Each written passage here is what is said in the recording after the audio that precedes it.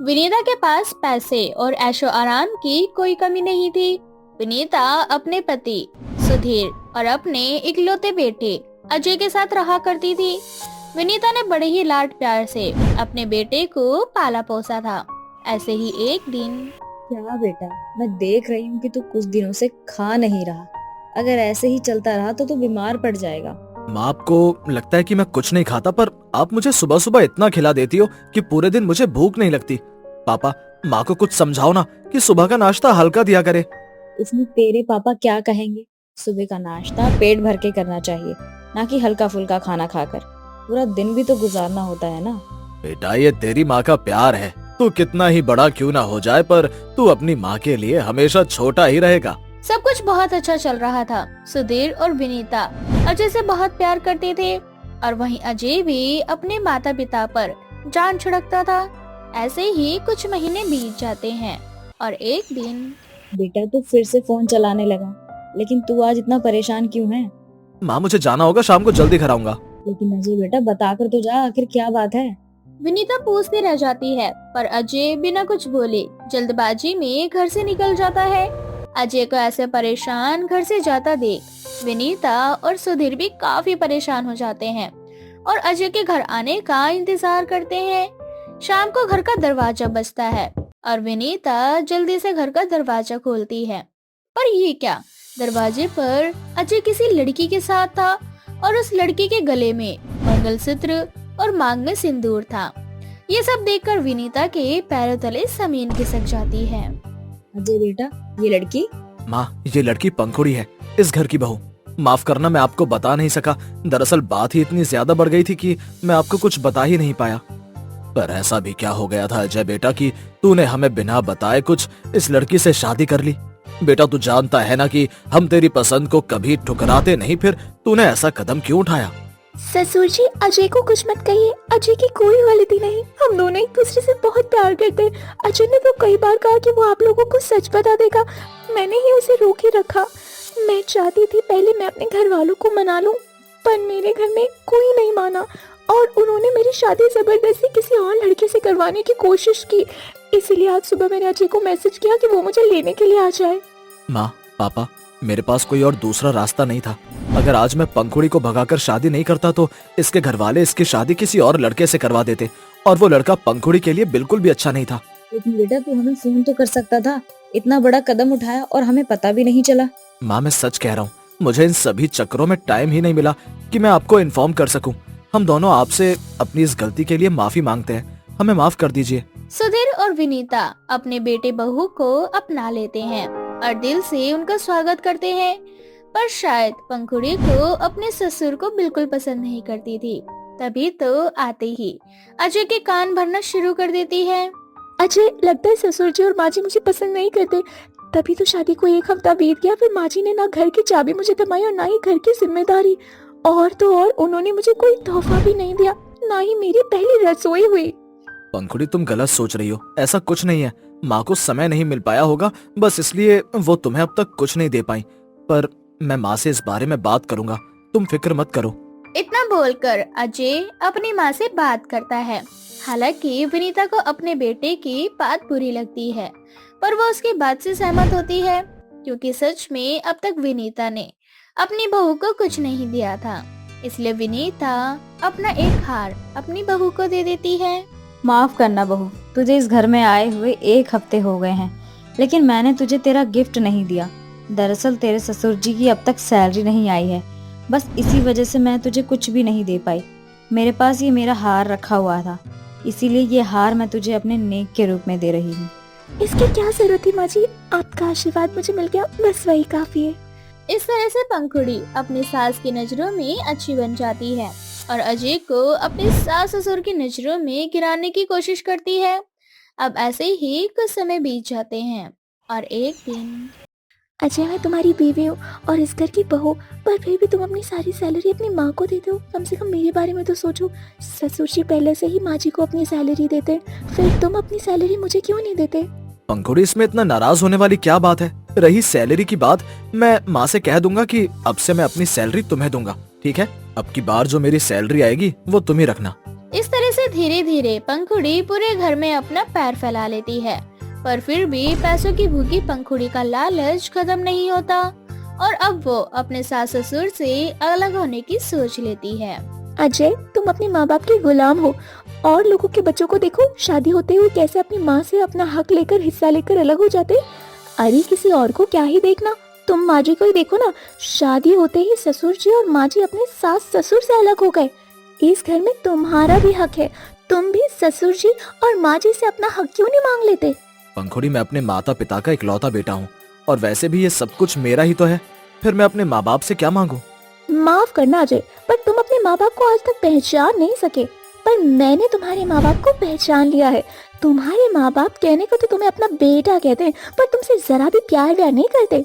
अगर यकीन नहीं होता ना तो अपना एक बार हिस्सा मांग कर देखो, इतनी आसानी से वो तुम्हें कुछ नहीं देने वाले। हाँ। अजय पंखुड़ी की बातों में आ जाता है और जब सभी लोग एक साथ डिनर कर रहे होते हैं तो अजय अपने माता पिता से कहता है, माँ पापा, अब मेरी भी बीवी है, कुछ समय बाद मेरा भी अपना छोटा सा एक परिवार होगा, इसलिए अब मुझे अपना हिस्सा चाहिए। बेटा तुझे कौन सा हिस्सा चाहिए? सब कुछ तेरा ही तो है। और कौन सा तेरे भाई बहन है जो तुझे बंटवारा करना पड़ेगा? ये बात मैं बहुत अच्छे से जानता हूँ, पर अगर आप और पापा फैक्ट्री की ये घर, ये जमीन और सारी जायदाद मेरे नाम कर दोगे तो इसमें बुराई क्या है? आखिर आपके बुढ़ापे का सहारा भी तो मैं और पंखुड़ी ही है ना।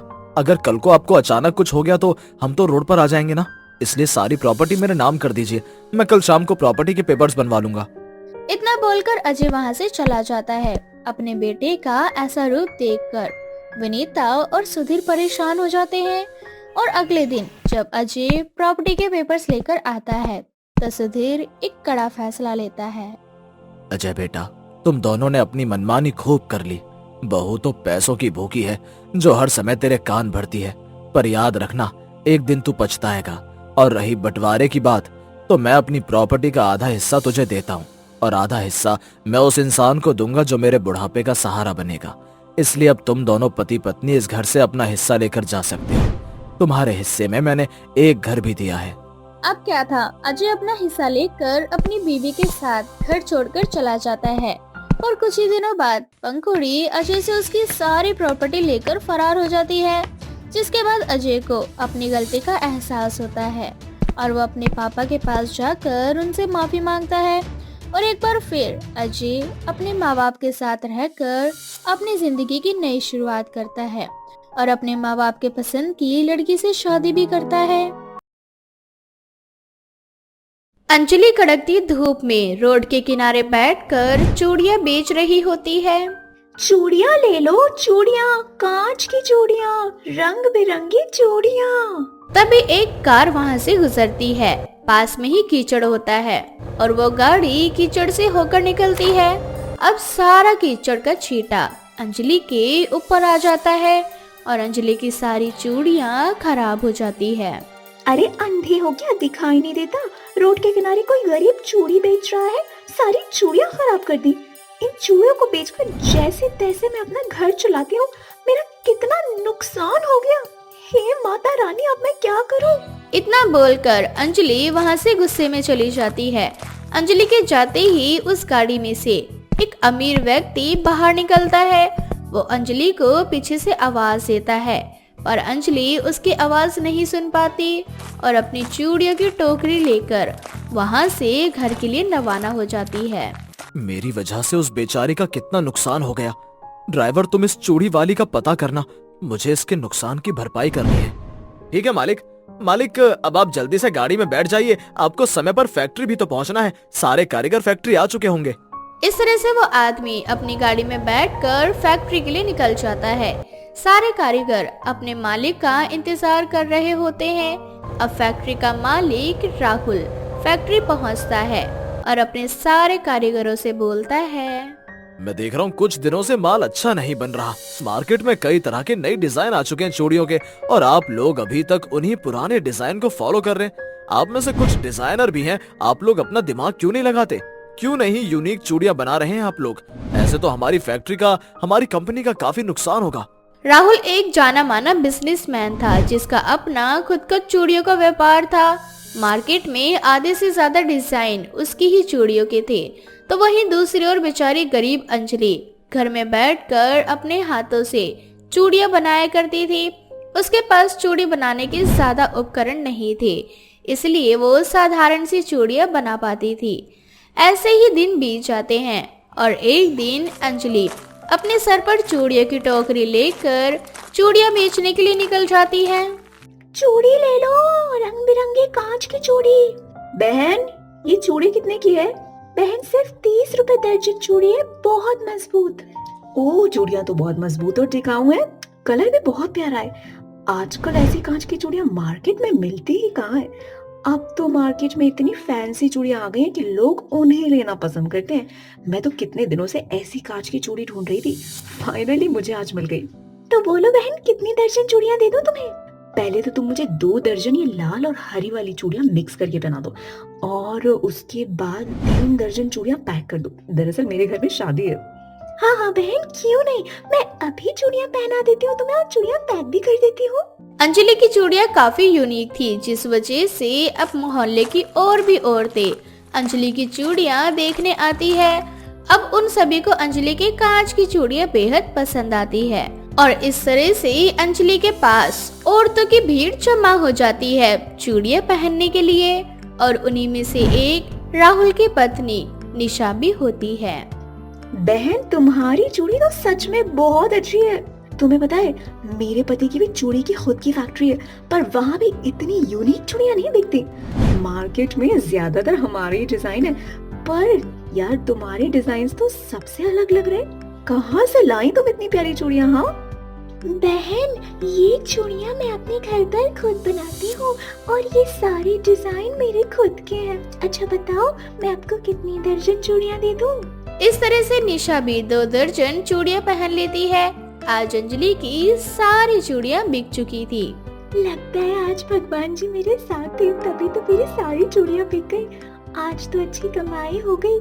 आज बाजी को बहुत अच्छा लगेगा जब उन्हें पता चलेगा कि आज की आमदनी से 600 रुपए मिले हैं। ये सोचते हुए अंजलि अपने घर जाती है, जहाँ वो देखती है कि उसकी विकलांग सास बुखार से तप रही है। माँ जी, आपको तो बहुत तेज बुखार है, आप मेरे साथ डॉक्टर के पास चलिए।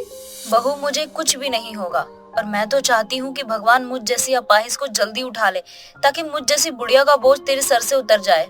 माँ जी, मैं पहले इस गरीबी के चलते अपने पति को खो चुकी हूँ, अब आपको नहीं खो सकती। अमित जी इस गरीबी से हार गए थे, इसीलिए उन्होंने खुदकुशी कर ली, पर मैंने अब तक हार नहीं मानी और ना ही मानूंगी। देखिए माँ जी, आज मेरी कितनी अच्छी कमाई हुई है। अब चलिए मेरे साथ, हम दवाई लेकर आते हैं। बहू, मेरी दवाइयों में अपने इन पैसों को खर्च मत कर। जरूरी नहीं है कि तेरी किस्मत आज तेरा साथ दे रही है तो कल भी साथ देगी। और मान ले कल तेरी चूड़ियां नहीं बिकी तो? माँ जी, आप इसकी चिंता मत कीजिए। आज मेरे साथ बहुत सारी चूड़ियों का ऑर्डर आया है। आज जहाँ मैंने अपनी चूड़ियाँ बेची हैं, कल मुझे फिर वहीं जाना है अपनी चूड़ियों को लेकर। माँ जी, मेरा दिल कह रहा है बहुत जल्द हम गरीब की किस्मत बदलने वाली है।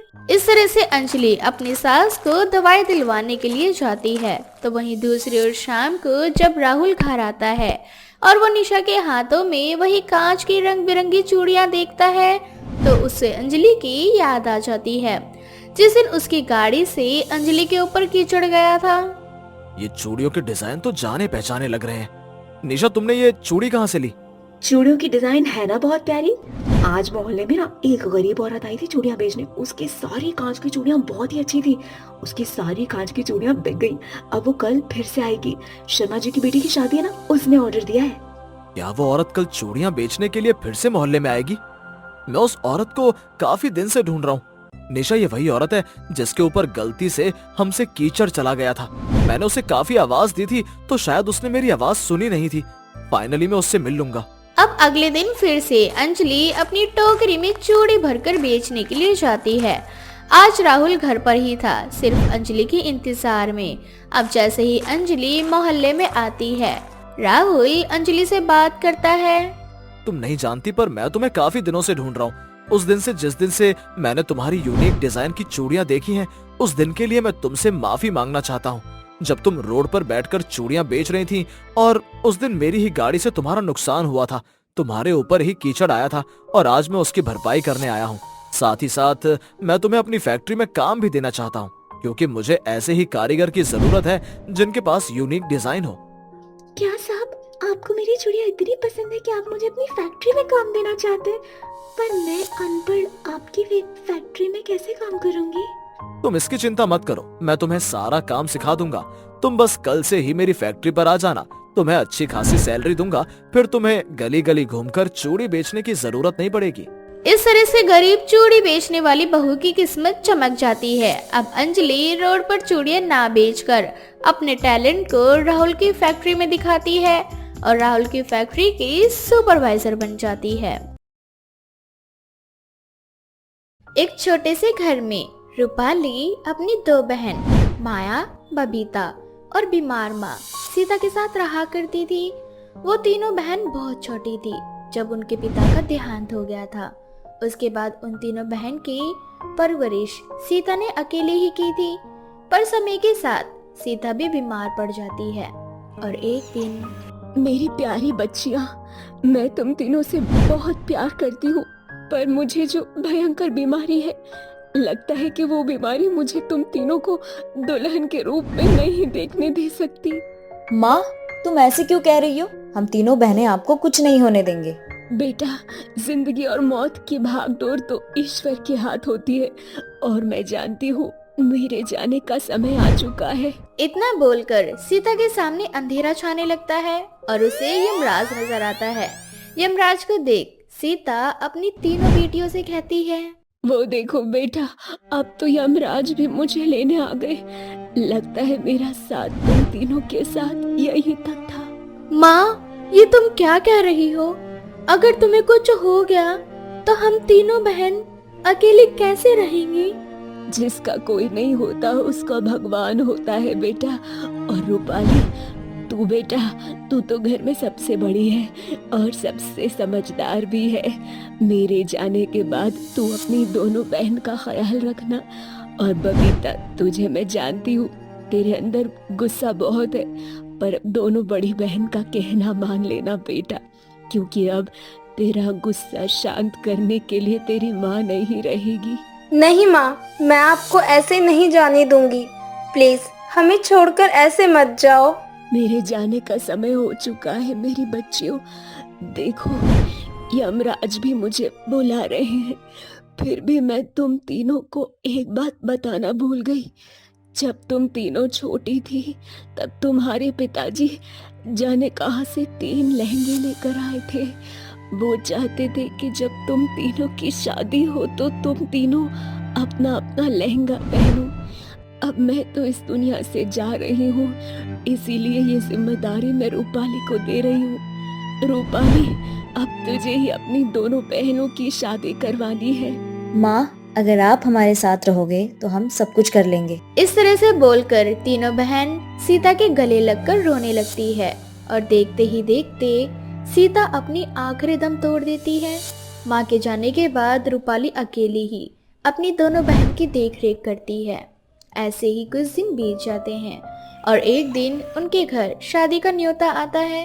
जब तीनों बहन शादी में जाती हैं तो दुल्हन को देख बबीता बोलती है, काजल की शादी उसके माता पिता ने कितने ही धूमधाम से कराई है और उसका लहंगा कितना सुंदर लग रहा है ना माया दीदी? हाँ बबीता, होने को कौन टाल सकता है। अब हमें घर चलना चाहिए। देख, सभी मेहमान एक एक करके अपने घर जा रहे हैं। इस तरह से तीनों बहन शादी अटेंड करके घर वापस आ जाती हैं। पर बबीता के आंखों में अब भी दुल्हन का ही चेहरा बसा होता है। वो बार बार उसकी सुंदरता और उसके कपड़ों का ही बखाना करती है। ये देखकर माया को गुस्सा आ जाता है और वो उसे डांट देती है, जिस पर बबीता अपनी दोनों बड़ी बहनों से कहती है, अगर आज माँ जिंदा होती तो वह मुझे कभी नहीं डांटती और आज जो सपने मैं देख रही हूँ मेरे लिए वही सपने माँ देखती और वह मेरी शादी करवाती। मैं भी शादी के लहंगे में बहुत सुंदर लगती। माँ ने जाने से पहले दीदी के हाथों में लहंगे दिए थे, पर दीदी ने आज तक उन लहंगों को नहीं खोला। बबीता, माया की तरफ से मैं तुझसे माफी मांगती हूँ और सच में मेरे दिमाग से वो लहंगे उतर गए थे। माँ का दुख इतना था कि मेरा ध्यान उन लहंगों पर गया ही नहीं। लेकिन तू चिंता मत कर, मैं अभी पेटी खोलकर लहंगे को देखती हूँ और और एक बात, मैं अपनी दोनों बहनों की शादी बहुत धूमधाम से करवाऊंगी। सच में दीदी? चलो अब जल्दी से लहंगा खोल कर देखते हैं। अगर लहंगा सुंदर हुआ तो हमारा लहंगा का पैसा बच जाएगा। इस तरह से अब तीनों बहन पेटी खोलती है। पर ये क्या, उस पेटी में तो 3 साधारण लहंगे थे। उन साधारण लहंगों को देख बबीता मुंह बनाते हुए उनसे कहती है, पिताजी की पसंद इतनी बेकार कैसे हो सकती है? यह लहंगे कितने साधारण हैं। मैं इस लहंगे को पहनकर शादी नहीं करने वाली। बबीता, तेरे पास जरा भी दिमाग नहीं है। जब हम तीनों बहन छोटी थी, पिताजी ने हम तीनों के लिए तब से ये लहंगे खरीदे थे। उस समय पर ऐसे ही लहंगे चला करते थे। बबीता, माया बिल्कुल सही कह रही है। अगर तू नहीं चाहती कि तू अपनी शादी पे इस लहंगे को पहने तो मत पहन। दीदी, इस बबीता को अगर अपनी शादी वाले दिन इस लहंगे को नहीं पहनना तो ये ना पहने, पर मैं माँ और पिताजी की दी हुई आखिरी निशानी को अपने शादी वाले दिन जरूर पहनूंगी। इस तरह से माया अपना लहंगा उठाकर उसे सीने से लगा लेती है। अब जैसे ही माया के आंसू लहंगे पर पड़ते हैं, उसके लहंगे से तेज रोशनी निकलती है और जादुई लहंगा माया से कहता है, माया, रूपाली और बबीता, तुम जिस लहंगे को साधारण समझ रही हो वो कोई साधारण लहंगा नहीं बल्कि मायावी लहंगा है। हम तीनों ही लहंगे मायावी हैं, पर बोलने की शक्ति सिर्फ मुझ में है। और बबीता का जो लहंगा है उसे जो भी पहनेगा उसकी खूबसूरती दुगनी हो जाएगी। और रूपाली, तुम्हारा जो लहंगा है वो तुम्हारी मनचाही इच्छाओं को पूरी करेगा और मैं तुम तीनों बहनों को सही रास्ता दिखाऊंगा। तीनों बहन को जब जादुई लहंगे का पता चलता है तो बबीता का मुंह भी सीधा हो जाता है। अब रूपाली बबीता और माया के लिए लड़के ढूंढती है और बहुत जल्द बबीता को एक लड़का मिलता है। जिस दिन बबीता को देखने लड़के वाले आते हैं, उस दिन बबीता अपनी माँ का दिया हुआ लहंगा पहनती है, जिसमें उसकी सुंदरता और भी निखर कर आ रही होती है। तो वहीं माया का लहंगा रूपाली और माया से कहता है, माया, बबीता की शादी इस लड़के से मत कराओ। ये लड़का धोखेबाज है। इससे पहले भी इसने मासूम लड़कियों से शादी करके उन्हें छोड़ दिया। ये दहेज के लिए शादी करता है। अगर ऐसा है तो मैं अपनी बहन की शादी इस लड़के से हरगिज नहीं करवाऊंगी। मुझे चाहे कितना भी दहेज क्यों ना देना पड़े, लेकिन मैं उसकी शादी एक अच्छे घर में करवाऊंगी।